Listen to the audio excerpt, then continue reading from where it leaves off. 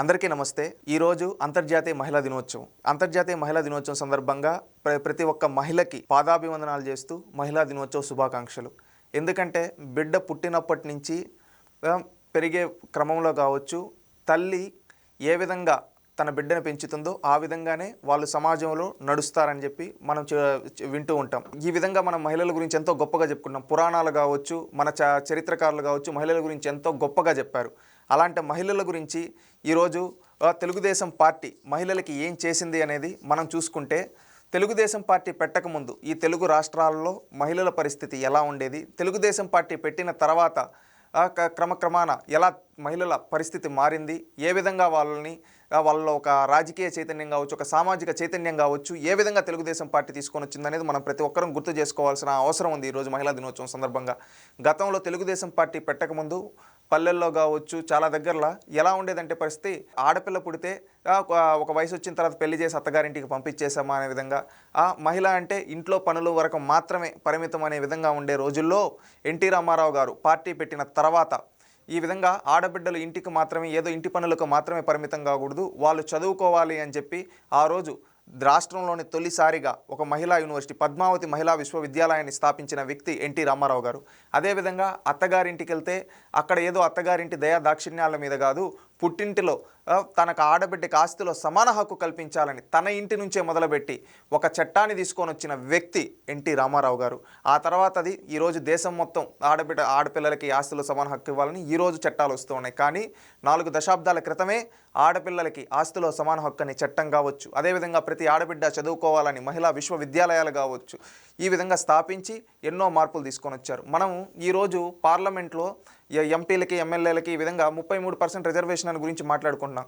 కానీ ఎన్టీ రామారావు గారు పార్టీ పెట్టిన తొలినాళ్ళలోనే స్థానిక సంస్థల్లో మహిళలకు రిజర్వేషన్ కల్పించిన వ్యక్తి ఎన్టీ రామారావు గారు. అదేవిధంగా కార్పొరేషన్లో కావచ్చు, అదేవిధంగా ఎమ్మెల్యే పదవుల్లో కావచ్చు, మంత్రి పదవుల్లో కావచ్చు, ఆ రోజు మహిళలకు ప్రాధాన్యత పార్టీలో ఇచ్చిన వ్యక్తి ఎన్టీ రామారావు గారు. ఈ విధంగా తీసుకొని రావడం జరిగింది. ఆ తర్వాత చంద్రబాబు నాయుడు గారు ఎన్నో మహిళలకి ఎంతో ప్రాధాన్యత ఇవ్వడం జరిగింది. దాంట్లో భాగంగానే డ్వాక్రా సంఘాలు ఏర్పాటు చేయడం కావచ్చు. ఈ స్వయం సంఘాలు దేశం మొత్తం మీద ఉన్నాయి. కానీ దేశం మొత్తం మీద ఉండే దాంట్లో సగం ఈ ఆంధ్రప్రదేశ్, కంబైన్డ్ ఆంధ్రప్రదేశ్లో, అంటే ఈనాడు తెలంగాణ కావచ్చు, రాయలసీమ కావచ్చు, ఉత్తరాంధ్ర, కోస్తాంధ్ర, వీటిల్లోనే ఉండేటువంటి ఆ విధంగా ఒక చైతన్యాన్ని ఆ రోజు ఈ తెలుగు నేలపైన డ్వాక్రా సంఘాలను ప్రమోట్ చేసిన వ్యక్తి చంద్రబాబు నాయుడు గారు.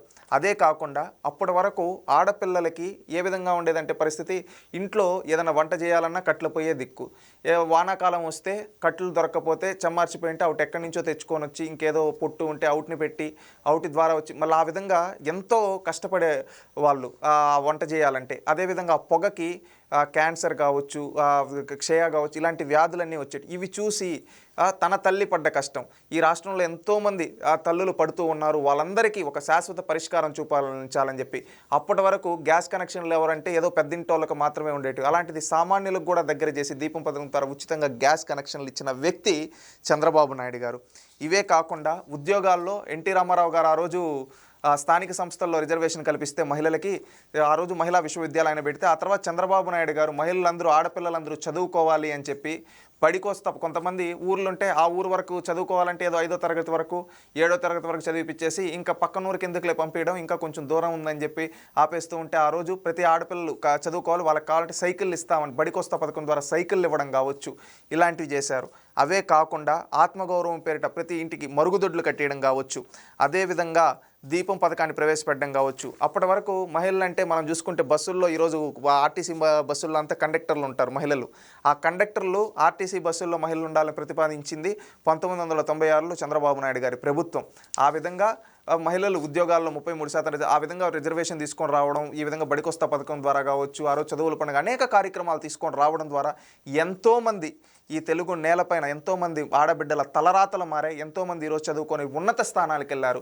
ఈ విధంగా తెలుగుదేశం పార్టీ నాటి నుంచి కృషి చేసింది. అదేవిధంగా మనం ఈరోజు ఒక రాష్ట్రానికి ముఖ్యమంత్రి అని మనం గర్వంగా చెప్పుకుంటాం. అలాగే ఈ రాష్ట్రంలో ఉండే శాసనసభ్యులందరినీ శాసనసభకు వచ్చినప్పుడు వాళ్ళందరితో నడిపించేది శాసన సభాపతి. అలాంటి శాసన సభాపతిగా మొట్టమొదటిసారిగా ఆంధ్రప్రదేశ్ రాష్ట్ర చరిత్రలో, ఉమ్మడి ఆంధ్రప్రదేశ్ చరిత్రలో 1952 నుంచి ఎన్నికలు జరుగుతూ ఉన్న ఏనాడు కానీ ఎవరో కానీ అవకాశాలు కల్పిల. కానీ 1999లో ఒక మహిళని, ఒక దళిత మహిళని, ప్రతిభా భారతి గారిని శాసన సభాపతిగా చేసి ఆడబిడ్డ ఈ రాష్ట్రాన్ని నడిపించగలదు అనేటి, ఈ రాష్ట్రంలోని శాసనసభ్యులందరినీ నడిపించగలని శాసన సభాపతిగా ఆనాడు ప్రతిభా భారతి గారిని కూర్చోబెట్టిన ఘనత చంద్రబాబు నాయుడు గారిది. ఈ విధంగా ఎన్నో రీఫార్మ్స్ తీసుకొని రావడం జరిగింది. ఈ విధంగా ఇవే కాకుండా 2014 నుంచి 19 వరకు మనం చూసుకుంటే ఒక తల్లి బిడ్డ ఎక్స్ప్రెస్ కావచ్చు, ఒక ఎన్టీఆర్ బేబీ కిట్లు కావచ్చు, బసవతారకం మదర్ కిట్ కావచ్చు, ఇవి తీసుకొని రావడం జరిగింది. అంతకు ముందంతా ఎప్పుడన్నా ముఖ్యంగా ఏజెన్సీ ప్రాంతాల్లో కావచ్చు, మారుమూల పల్లెల్లో కావచ్చు, ఎవరన్నా ఆడబిడ్డలకి కాన్పు జరిగితే వాళ్ళు తీసుకొని పోయేదానికి ఏమీ వెహికల్స్ ఉండేటివి కాదు. అప్పుడు ఏంటంటే వాళ్ళు బస్సుల్లోనో లేకపోతే కొంతమంది అయితే ఏదో ఆటోల్లోనో వీటిలో తీసుకొని పోయి వాళ్ళు బిడ్డని ఇంటికి చేర్చే వాళ్ళకి ప్రాణం పోయినంత పని అయిపోయేది. అలాంటి సమయంలో ఏ విధంగా ఎవరు కష్టపడకూడదు, ఈ విధంగా ఎవరు బాధపడకూడదు అని తల్లి బిడ్డ ఎక్స్ప్రెస్ ఇంట్రడ్యూస్ చేసిన వ్యక్తి చంద్రబాబు నాయుడు గారు. అదేవిధంగా ఆ పిల్లలకు కావాల్సిన అన్ని ఏవైతే ప్రికాషన్స్ తీసుకోవాలో అవన్నీ, వాళ్ళకి ఏ విధంగా జాగ్రత్తలు తీసుకోవాలో, వాళ్ళకి సంబంధించి ఫుడ్ ఏ విధంగా న్యూట్రిషన్ ఫుడ్స్ ఇవన్నీ ఇచ్చాలి, దానికోసం ఎన్టీఆర్ బేబీ కిట్లు కావచ్చు, బసవతారకం మదర్ కిట్ కావచ్చు, ఇలాంటి పథకాలు తీసుకొని రావడం జరిగింది. అదేవిధంగా ఆడబిడ్డల కోసం రక్ష, ఉచిత శానిటరీ నాప్కిన్స్ స్కూల్ పిల్లలందరికీ స్కూళ్ళ నుంచే ఇవ్వడం కావచ్చు, ఇవి చేయడం జరిగింది. అదేవిధంగా అంగన్వాడీ కేంద్రాలు నిర్మాణం కావచ్చు, అన్న అమృత హస్తం, బాలామృతం, బాల సంజీవని ఇలాంటివి ఇవ్వడం జరిగింది. మనం చూసుకుంటే 2014-19 మధ్యలో పసుపు కుంకుమ అనే పేరుతో ఆడబిడ్డలకి వాళ్ళకి కొంచెం డబ్బులు ఇస్తే వాళ్ళు దాని ద్వారా ఇంకేమన్నా పనులు చేసుకొని వాళ్ళు ఏమన్నా ఇంకా దాన్ని సేవ్ చేసుకొని వాళ్ళ కుటుంబానికి అండగా నిలబడతారని పసుపు కుంకుమ ద్వారా 20,000 రూపాయలు ఆనాడు ఇవ్వడం కావచ్చు. అదేవిధంగా సామూహిక శ్రీమంతాలు చేయడం కావచ్చు, మహిళలకు ఉచిత వైద్య పరీక్షలు, ఫుల్ ఉచిత వైద్య పరీక్షలు కావచ్చు, బడికొస్తా పథకం కింద సైకిళ్ళు పంపిణీ చేయడం కావచ్చు. కొంతమంది బీసీ, ఎస్సీ, ఎస్టీ, మైనారిటీ ఆడబిడ్డలు ఎవరైతే ఉన్నారో వాళ్ళందరికీ పెళ్లి కానుకల ద్వారా అవి ఇచ్చి అండగా నిలబడిన ప్రభుత్వం ఆనాటి తెలుగుదేశం పార్టీ ప్రభుత్వం. అదేవిధంగా డ్వాకరా రుణాలు కావచ్చు, మనం చూసుకుంటుంటాం కొన్ని ఊర్లలో మహిళలు ఆటోలు సొంతంగా నడుపుతుంటారు. అలాంటి వాళ్ళకి షీ ఆటోల ద్వారా ఆ రోజే వాళ్ళకి ఇచ్చి వాళ్ళని ప్రోత్సహించిన వ్యక్తి చంద్రబాబు నాయుడు గారు. ఇవే కాకుండా అభయం వ్యాప్ కావచ్చు, అమ్మకి వందనం కావచ్చు, సామూహిక సీమంతాలు, సబలా పథకం కావచ్చు, ఉన్నతి పథకం కావచ్చు, ఇలాంటి ఎన్నో పథకాలు నాడు చంద్రబాబు నాయుడు గారు మహిళల అభ్యున్నతి కోసం తీసుకొని రావడం జరిగింది. అదే కాకుండా నేడు 2024లో కూటమి ప్రభుత్వం ఏర్పడిన తర్వాత ఎన్నో వైవిధ్యమైన పథకాలు ఈరోజు మహిళలకు తొలి ప్రాధాన్యత ఇస్తూ ఈరోజు పథకాలు తీసుకొని రావడం జరిగింది. దాంట్లో ముఖ్యంగా తల్లికి వందనం. ఈరోజు ఇంట్లో ఎంతమంది పిల్లలుంటే అంతమంది పిల్లలకి, చదువుకునే పిల్లలందరికీ తల్లికి వందనం కింద దాదాపుగా ప్రతి పిల్లవాళ్ళకి 15,000 కింద ఇవ్వడం జరిగింది. దాని ద్వారా 10,090 కోట్ల రూపాయలు 67.27 లక్షల మంది విద్యార్థులకి సాయం చేయడం జరిగింది తల్లికి వందనం పథకం కింద. ఈ విధంగా ఎంతోమంది తల్లులకు అండగా నిలబడింది ఈ కూటమి ప్రభుత్వం. అదేవిధంగా స్త్రీ శక్తి మనం చూసుకుంటే రాష్ట్రంలో ఆడబిడ్డలు ఎక్కడి నుంచి ఎక్కడ వరకైనా వెళ్ళొచ్చు, ధైర్యంగా వెళ్ళొచ్చు, ఉచిత బస్సు ప్రయాణం. ఆ రోజు ఎన్నికలప్పుడు కేవలం జిల్లాల వరకే పరిమితమని హామీ ఇచ్చినా నేడు మహిళల కోసం అది రాష్ట్రం మొత్తం వర్తించే విధంగా ఇచ్చిన మాటను నిలబెట్టుకుంటూ దానికి అడ్వాన్స్డ్గా ఈరోజు రాష్ట్రం మొత్తం చేయండి. దీనికోసం ఈ ఒక ఏడాదిలోనే 2,963 కోట్ల రూపాయలు స్త్రీ శక్తి పథకానికి కేటాయించింది ఈ కూటమి ప్రభుత్వం. అంటే మహిళలకు ఏ విధంగా ప్రాధాన్యత ఇస్తూ ఉందో చూసుకోవచ్చు. ఈరోజు పనులకు వెళ్ళే మహిళలకి ఈ స్త్రీ శక్తి పథకం ఒక వరంలా మారింది. ఎంతోమంది మహిళలు ఒకప్పుడు వాళ్ళకు వచ్చిన జీతాల్లో కాలు భాగం ఈ ఛార్జీలకి దీనికే పోతూ ఉంటే ఈరోజు అదంతా వాళ్ళకి మిగులు పెట్టి వాళ్ళ కుటుంబం కోసం వాళ్ళు పెట్టుకునే విధంగా, ఖర్చు చేసుకునే విధంగా ఈరోజు ఈ స్త్రీ శక్తి పథకం ఉపయోగపడుతూ ఉంది. ఎంతోమంది కూలి పనులకు వెళ్ళేసి వచ్చే వాళ్ళకి కావచ్చు, ఇంకొక పనులకు వెళ్ళేసి వచ్చే వాళ్ళకి కావచ్చు, మహిళలకి, చదువుకునే మహిళలకు కావచ్చు, వీళ్ళందరికీ ఈరోజు ఉచిత బస్సు ఇవ్వడం ద్వారా ఎంతో సహాయం ప్రభుత్వం చేసింది. గతంలో ఉన్న పాలకులు మహిళలకి రక్షణ కల్పించకుండా గాలి కొదిలేసి ఆ రోజు ఏంటంటే రోడ్లు కూడా సరిగ్గా లేకపోతే ఈరోజు రోడ్లు పూడ్చి ఈరోజు అదేవిధంగా ఉచిత బస్సు ప్రయాణం ద్వారా మహిళలకి ఎంతో వాళ్ళ ఆర్థికంగా వాళ్ళు నిలదొక్కునే విధంగా ఈరోజు కూటమి ప్రభుత్వం సహాయం చేసిందని కూడా చెప్పుకోవచ్చు.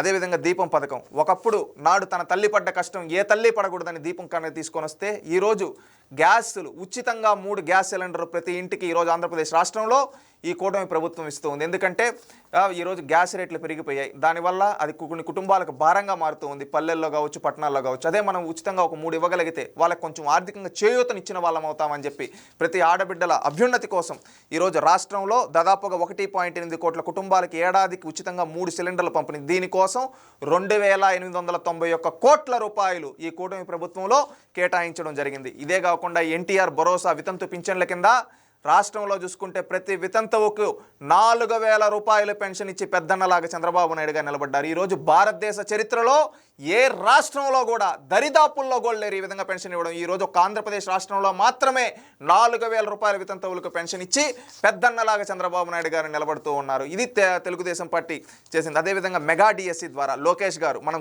ప్రత్యేకంగా చెప్పుకోవాలి, 15,000 పోస్టులు వస్తే దాంట్లో ఒక మెగా డిఎస్సి ద్వారా 7,955 మంది మహిళలకు ఈరోజు టీచర్ ఉద్యోగాలు వచ్చాయంటే ఏ విధంగా మహిళల్లో చైతన్యం ఉందో అర్థం చేసుకోవచ్చు. మహిళలకి ఈ విధంగా రావడం మనం గుర్తు చేసుకోవాలి. అదేవిధంగా కానిస్టేబుల్ ఉద్యోగాలు 993 మంది మహిళలకి కానిస్టేబుల్ ఉద్యోగాలు రావడంలో కూడా ఈరోజు కూటమి ప్రభుత్వం ఇచ్చిన కానిస్టేబుల్ ఉద్యోగులు 993 మంది మహిళలు సెలెక్ట్ అవ్వడం జరిగింది. ఇదే కాకుండా అంగన్వాడీ కార్యకర్తలకు, ఆశా వర్కర్లకు గ్రాట్యుటీ అమలు చేయడం కావచ్చు, బాలింతలకు బేబీ కిట్లు ఇవ్వడం కావచ్చు, ఇవన్నీ చేస్తూ ఉంది.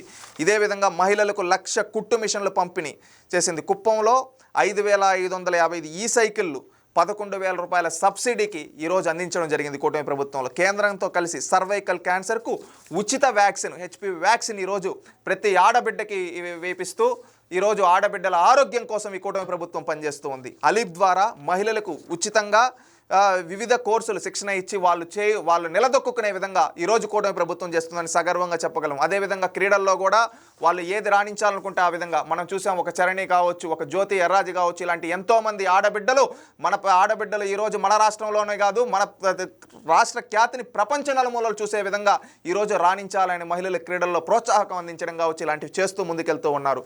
మహిళలను గౌరవించాలి అని మంత్రి లోకేష్ గారి ప్రయత్నంతో ఈరోజు సిలబస్లో కూడా మార్పులు తీసుకొని రావడం జరిగింది. 2024-25 డ్వాక్రా సంఘాలకు 46,590 కోట్లు బ్యాంకు రుణాలు తీసుకున్నారంటే అది కూటమి ప్రభుత్వంలో మహిళలకు చేయూతనిచ్చిందని చెప్పుకోవచ్చు. శ్రీనిధి పథకం ద్వారా డ్వాక్రా సంఘాలకు రుణం 1,375 కోట్లు ఇవ్వడం జరిగింది. సెర్పు ద్వారా 2,170 కోట్ల పొదుపు సంఘాలకు రుణంగా అందించడం జరిగింది. స్వయం పేరుతో డ్వాక్రా ఉత్పత్తులకు ఒక బ్రాండింగ్ తీసుకొని రావడం జరిగింది. ఈరోజు డ్వాక్రా మహిళలు ఏదైనా కానీ వాళ్ళు తయారు చేస్తే సొంతంగా అది ఒక స్వయం ద్వారా బ్రాండింగ్ ఇచ్చి వాళ్ళు తయారు చేసిన ప్రోడక్ట్స్ని ఈరోజు ప్రపంచానికి, రాష్ట్ర నలుమూలలకి, అదేవిధంగా దేశ నలుమూలలకు పంపించే విధంగా ఈరోజు ప్రభుత్వం చేయూతనిస్తూ ఉంది. అదేవిధంగా 5 లక్షల మంది మహిళా పారిశ్రామికవేత్తలు చేయడం లక్ష్యంగా 93,000 మహిళలకు మైక్రో ఎంఎస్ఎంఈ ఎంటర్ప్రినర్లుగా అయ్యారంటే అది తెలుగుదేశం పార్టీ చేసిన కృషి అని కూడా చెప్పారు. నార్మల్ డెలివరీ పెరిగేలా అవగాహన కల్పించడం కావచ్చు, స్త్రీశక్తి యాప్ కావచ్చు, మహిళల భద్రతకు ప్రాధాన్యత కల్పించడం కావచ్చు, ఇలాంటివి ఎన్నో కార్యక్రమాలు చేస్తూ ముందుకెళ్తూ ఉన్నారు. ఇవే కాకుండా ఎన్టీఆర్ వైద్య సేవ హెల్త్ కార్డులు 12,70,331 నూతన కార్డులు జారీ చేయడం కావచ్చు. ఇదే విధంగా ఆశా వర్కర్లకు పదవి విరామణ వయసును 62 ఏళ్లకు పెంచడం కావచ్చు. వేతనంలో కూడిన ప్రసూతి సెలవు 180 రోజులకు పెంపు కావచ్చు. దేశంలోనే తొలిసారిగా 30 సంవత్సరాల సర్వీస్ పూర్తి చేసిన వారికి 1.5 లక్షల గ్రాట్యుటీ కావచ్చు. ఇవన్నీ ఆశా వర్కర్లకి కూటమి ప్రభుత్వం చేసిందని సగర్వంగా చెప్పగలం. ఇవే కాకుండా ఉచిత కుట్టు మిషన్లు, అదేవిధంగా పెట్టుబడి సబ్సిడీ, సురక్షా కమిటీల ద్వారా ప్రతి పోలీస్ స్టేషన్ పరిధిలో 20 మంది స్థానికులతో కూడిన కమిటీ ఏర్పాటు చేయడం కావచ్చు. మహిళల భద్రత కోసం శక్తి యాప్ కావచ్చు. మహిళల భద్రతకు ప్రత్యేక యాప్, ఫిర్యాదుల స్వీకరణ, ప్రయాణ భద్రతకు వీలుగా రూపకల్పన కావచ్చు. ఇంటి నుంచే పని విధానం, వర్క్ ఫ్రమ్ హోమ్ విధానాన్ని మహిళలు ఇంటి నుంచే పనిచేసేందుకు వీలుగా 2029 నాటికి 5 లక్షల మంది ఐటీ వర్క్ స్టేషన్లు ఏర్పాటు చేసే విధంగా ప్రణాళికలు రూపొందించడం కావచ్చు. అంగన్వాడీ కేంద్రాల ఆధునీకరణ కావచ్చు. ఇలాంటివి సైబర్ పోలీస్ స్టేషన్లు కావచ్చు. డ్వాక్రా సంఘాలకు సాధికారత కావచ్చు.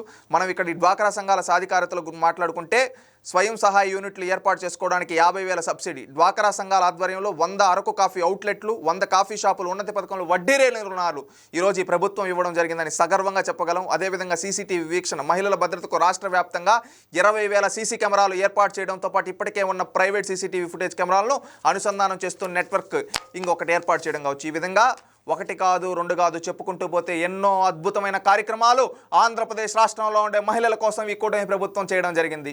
ఈ విధంగా మహిళలకు ఒక పెద్దన్నలాగా అండగా నిలబడుతూ ఉంది కూటమి ప్రభుత్వం. మహిళల రక్షణే మా తొలి ప్రాధాన్యత అని మనం చూసుకుంటే రాష్ట్రంలో ఎక్కడన్నా మహిళలపైన ఎవరన్నా అత్యాచారాలు చేయడం కావచ్చు, ఎవరన్నా వాళ్ళ క్యారెక్టర్స్ అని వాళ్ళకి అదే చివరి రోజు అవుతుంది అని ముఖ్యమంత్రి చంద్రబాబు నాయుడు గారు చెప్పారు. ఆ విధంగా గతంలో జరిగిన సంఘటనలో ఆ విధంగా తప్పు చేసిన వాళ్ళకి అదే చివరి రోజు అయింది. ఎవరన్నా మహిళల్ని క్యారెక్టర్ అసాసినేషన్ చేసినా, బాడీ షేమింగ్ చేసినా వాళ్ళపైన చట్టపరమైన చర్యలు తీసుకుంటామని చెప్పడం జరిగింది. ఆ విధంగా ఈరోజు చర్యలు తీసుకుంటూ మహిళలకి రక్షణలో తొలి ప్రాధాన్యత ఇస్తూ ఉంది. మహిళల జోలికి ఎవరన్నా వస్తే వాళ్ళకి అదే చివరి రోజు అని చంద్రబాబు నాయుడు గారు చెప్పిన విధంగా ఈరోజు రాష్ట్రంలో జరుగుతూ ఉంది. ఈరోజు చూసుకుంటే మహిళలకు రక్షణ కల్పించడమే కాకుండా మహిళల్లో ఒక సాధికారత తీసుకొని వచ్చి ఈరోజు ప్రతి మహిళ ఒక ఆంటర్ప్రెన్యూర్లా తయారవ్వాలని ఈరోజు ఈ కూటమి ప్రభుత్వం పనిచేస్తూ ఉంది. నాడు ఎన్టీ రామారావు గారు మహిళలకు ఆస్తిలో సమాన హక్కు కల్పించడం, తొలి మహిళా విశ్వవిద్యాలయం పెడితే ఆ తర్వాత చంద్రబాబు నాయుడు గారు మహిళల కోసం ఉద్యోగాల్లో అదేవిధంగా విద్యలో రిజర్వేషన్ తీసుకొని వస్తే ఆ తర్వాత ఆ రోజు ఆర్టీసీ కండక్టర్లుగా వీళ్ళకి అవకాశాలు కల్పిస్తే ఈరోజు లోకేష్ గారు ప్రతి ఆడబిడ్డని మనం గౌరవించాలి, ఎందుకంటే ఆడబిడ్డలను తక్కువ చేసే విధంగా ఉండే మాటలను మనం సబ్జెక్ట్ నుంచి సినిమాల నుంచి తీసివేయాలి, ఎందుకంటే మహిళలను గౌరవిస్తేనే రాష్ట్రం బాగుంటుందనే ఉద్దేశంతో ప్రతి ఆడబిడ్డని తాను గౌరవిస్తూ ప్రతి ఒక్కరిని గౌరవించమంటూ ఆడపిల్లల్ని కించపరిచే విధంగా ఉన్న పథకాలని ఎక్కడన్నా ఉన్నా కానీ వాటిని తీసేస్తూ సెన్సార్ చేస్తూ అదేవిధంగా ఎక్కడన్నా పనులు ఓన్లీ ఆడవాళ్లే కాదు చేయడం, ఇంటి పనులు మగవాళ్ళు కూడా చేయాలి, ఏదైనా మన కరికులంలో కూడా ఆ విధమైన ఫోటోలు పెట్టాలి, ఓన్లీ ఆడవాళ్ళు చేసేవే కాదు అని చెప్పి ఒక మార్పును తీసుకొని వచ్చి ఈరోజు ఒక విధంగా ముందుకెళ్తూ ఉన్నారు. ఈరోజు మహిళలని గౌరవిస్తూ, ఎందుకంటే ఎందుకు మహిళలను గౌరవిస్తూ ఉన్నారంటే మహిళలే ఆదిశక్తి పరాశక్తులు, ఎందుకంటే వాళ్ళని గౌరవిస్తే వాళ్ళు ఆనందంగా ఉంటే ఆటోమేటిక్గా ఇల్లు బాగుంటుంది, వాళ్ళు బాగుంటే అందరూ మహిళలు బాగుంటే రాష్ట్రం బాగుంటుందనే ఉద్దేశంతో ఈరోజు కూటమి ప్రభుత్వం ఎన్నో సంక్షేమ కార్యక్రమాలు, అభివృద్ధి కార్యక్రమాలు చేస్తూ వాళ్ళకు చైతన్యం తీసుకొని వస్తూ ముందుకెళ్తుంది. ఇది ప్రతి ఒక్క మహిళ గుర్తుపెట్టుకోవాలని కోరుకుంటూ మళ్ళీ మరొక్కసారి ప్రతి ఒక్క మహిళకి పాదాభివందనాలు చేస్తూ మహిళా దినోత్సవ శుభాకాంక్షలు తెలియజేస్తున్నాం.